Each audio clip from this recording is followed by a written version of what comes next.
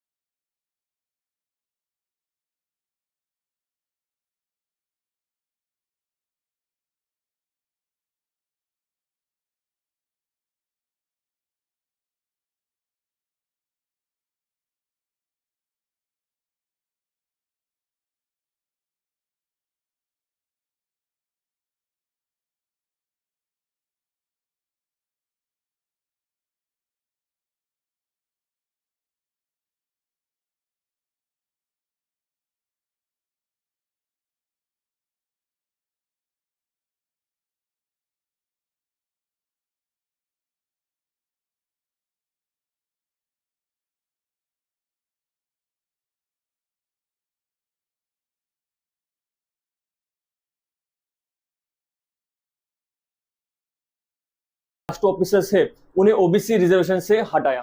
2 अक्टूबर 2017 को central government ने article 340 के अंडर रोहिणी कमीशन का गठन किया। ओबीसी कैटेगरी को 27% रिजर्वेशन है जॉब और एजुकेशन इंस्टीट्यूशंस के अंडर, पर इसके बेनिफिट्स ओबीसी कैटेगरीज के कुछ डोमिनेंट ग्रुप ले रहे हैं। कमीशन ने ऑब्जर्व किया है कि ओबीसी के 97% बेनिफिट्स 25% कास्ट को ही मिल रहे हैं। कोटाज विद इन कोटा के वजह से डिप्राइव्ड कास्ट को भी बेनिफिट्स मिल सकते हैं, पर रोहिणी कमीशन के रिकमेंडेशंस अभी तक पब्लिश नहीं हुए हैं। मेरी ऑब्जेक्टिव इस रिपोर्ट का मेथड्स डेवलप करना ताकि फेयर डिस्ट्रीब्यूशन हो सके ओबीसी के बेनिफिट्स का within OBC categories.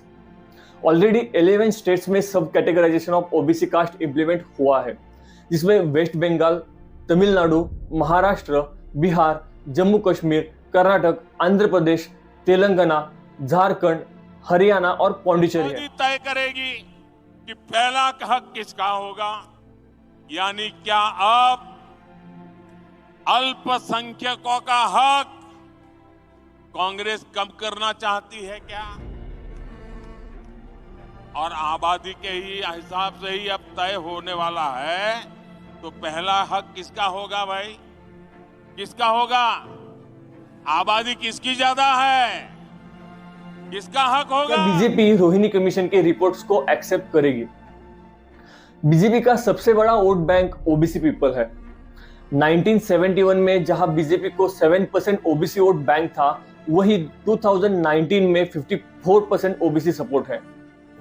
Present situation में जहां opposition party divide and rule formula use करके हिंदू वोट को डिवाइड करना चाहती है डिफरेंट कास्ट की सपोर्ट से, अपोजिशन के नैरेटिव जितनी आबादी उतना हक काउंटर करने के लिए बीजेपी रोहिणी कमीशन के रिकमेंडेशंस शायद एक्सेप्ट कर सकती है ताकि लोअर ओबीसी कास्ट सपोर्ट मिल सके। पर इसके लिए पार्टी को Hindutva and strong nationalism ideology से थोड़ा हटके प्लान करना होगा और ये स्टेप बीजेपी के लिए बहुत रिस्की है। इससे पहले भी नॉन डोमिनेंट ओबीसी कास्ट पे फोकस किया है, जहां अदर पार्टीज ने कभी ध्यान नहीं दिया। बिहार में राष्ट्रीय जनता दल और समाजवादी पार्टी ने डोमिनेंट यादवों को रिप्रेजेंट किया है। साउथ में गौड़ाज ने ओकलिंगास को, लोकल दल ने हरियाणा और यूपी में जाट्स को रिप्रेजेंट किया है। अदर हैंड बीजेपी यादव्स और नॉन यादव्स ओबीसीज को सक्सेसफुली रिप्रेजेंट कर रही है हिंदुत्व आइडियोलॉजी के साथ, जिसकी वजह से इन पार्टीज का इन्फ्लुएंस कम हुआ है। जब सब कैटेगराइजेशन इन ओबीसी को बीजेपी सपोर्ट करेगा तो यादव, कुर्मीज, कुशवाज इन बिहार, ओकलिंगाज इन कर्नाटका, इनका वोट बैंक शायद बीजेपी को मिल सकता है। सो बीजेपी के लिए आने वाला इलेक्शन इन मुद्दों को लेकर मुश्किल होने वाला है। जब भी कास्ट की बात आती है, रिजर्वेशन की बात जरूर सामने आएगी। रिजर्वेशन को लेके कोट हमेशा दिया जाता है, there is equality among equals to equate unequals into perpetuate inequality. यानी अगर हम इक्वालिटी की बात कर रहे हैं तो हमें यह समझना जरूरी है कि ताकतवर और एक कमजोर के बीच में कभी मुकाबला नहीं हो सकता है। इसलिए हमें पहले कमजोर को सपोर्ट करना होगा ताकि वो ताकतवर बन सके, और उसके बाद फिर दोनों में बराबर का मुकाबला हो पाएगा। अगर कोई कास्ट सोशल डिस्क्रिमिनेशन फेस कर रही है, जॉब में उनका रिप्रेजेंटेशन कम है, एजुकेशन वाइज बैकवर्ड है, उन्हें अच्छे स्टैंडर्ड का एजुकेशन नहीं मिल रहा है, तो इन कास्ट को हमें सपोर्ट करना होगा। पर सिर्फ डोमिनेंस कास्ट को कोई पार्टी सिर्फ पॉलिटिकल पर्पस के लिए सपोर्ट कर रही है तो ये गलत है।